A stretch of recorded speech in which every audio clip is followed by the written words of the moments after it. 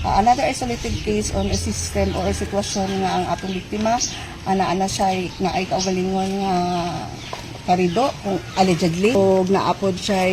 allegedly nga gi-disclose naman kay ganihan nakita ang balik Islam pod nga brother iyon gid siya nga nakahisgot pod kaniya ang katong atong biktima apan sa sagtunot lagi nga wala gid siya sa panahon sa pagbuto tungod kay nagsimba sa karong panahon na nakita nato nga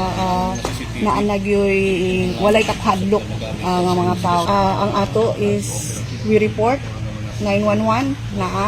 naatay hotline kung dili man gayud nato kaya nga i-interview sa mga pulis pwede ta manawag para makuha nato ang tagsa-tagsa ka informasyon kay kung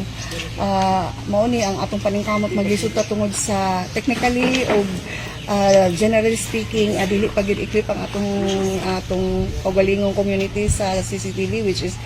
ang atong kinahanglan apan na ay mga CCTV footage nga atong pwede makuha pa na sa mga private residences o sa mga commercial nga establishment o atong panginaot nga ang atong barangay makikabang pod sa atong pulis nga mosampit nga na